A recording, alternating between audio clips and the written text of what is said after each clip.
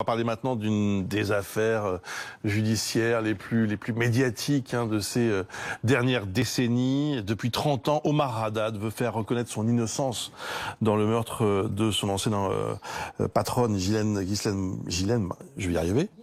Ghislaine Marchal, merci beaucoup Michel Fine. Merci d'être avec nous d'ailleurs au passage. Mais on va vous entendre dans un instant avec Fanny Wegscheider. Tout de suite, on va revenir sur les dates clés de ce dossier, Fanny.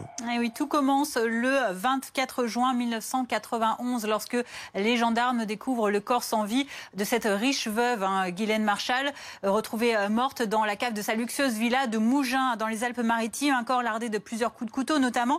Et sur la porte, les gendarmes qui découvrent parmi deux phrases, cette célèbre phrase « Omar m'a tué » écrite en lettres de sang. Interpellé dès le lendemain, le jardinier de cette riche dame est placé en garde à vue, inculpé, écroué.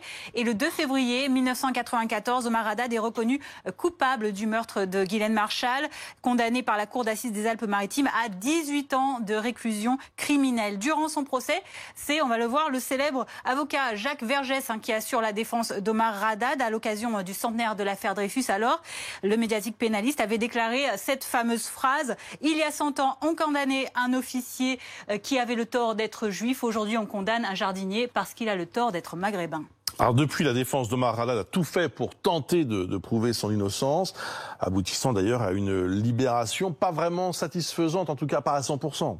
Pas à 100% effectivement, puisque parmi les étapes suivantes, il y en a un certain nombre. Il y a ce pourvoi en cassation de la défense d'Omar Haddad qui a été rejeté le 9 mars 1995, et ce malgré de nouvelles preuves apportées par des détectives privés. 3 ans plus tard, sur demande du roi du Maroc, le roi Hassan II, le président français Jacques Chirac décide d'accorder une grâce partielle à Omar Haddad. Il réduit sa peine à 4 ans et 8 mois de prison au lieu de 18.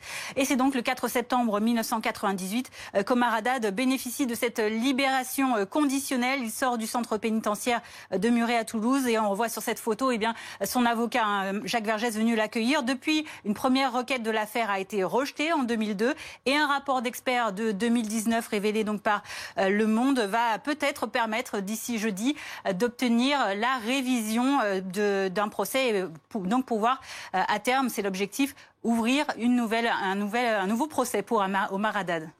Merci beaucoup Fanny.